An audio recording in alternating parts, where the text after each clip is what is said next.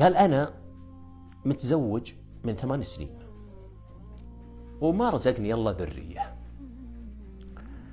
فحصت أنا وزوجتي طلعت المشكلة عندي أنا عندي ضعف، هي سليمة. المهم بذلنا وسعنا، راجعنا دكاترة وشفنا طب شعبي وعملنا أطفال أنابيب خلال ال8 سنوات. الله سبحانه وتعالى ما قدر لنا ولا شاء سبحانه وتعالى إنه يرزقنا لحكمة.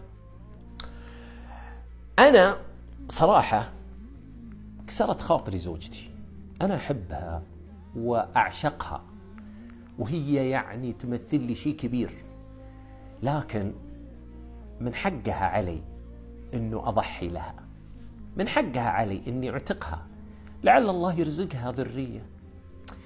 لكن أنا ماني بقادر أقول لها بنفسي، مو هاين علي لساني أقول لها يا فلانة إيش رأيك أطلقك وتشوفين غيري، مو هاين علي. كلمت أخوها، سلام فلان شلونك، عساك طيب الحمد لله، شلونك انت طيب الحمد لله. قال يا أخي ممكن أقابلك، أنا عازمك على قهوة، نبغى نتقابل في كافيه ونجلس نسولف أنا وأنت. يقول قال أبشر، وجاني يقول جلسنا أنا وياه. قلت له يا فلان، قال نعم. قال والله فلانة أختك إنها تسوى عيوني وإنها والله غالية عندي، أنت تعرف إن حن لنا 8 سنين ما جانا عيال، وإحنا فحصنا أو المشكلة عندي ما هي بعند أختك، فأنا ودي أطلب منك طلب، أنا أدري إنه صعب عليك لكن أبغاك تحققه لي، أبغاك تقنعها بينك وبينها إنها تطلب الطلاق مني. طبعا أنا لا تجيبني في الموضوع، أخاف تزعل مني وتتضايق.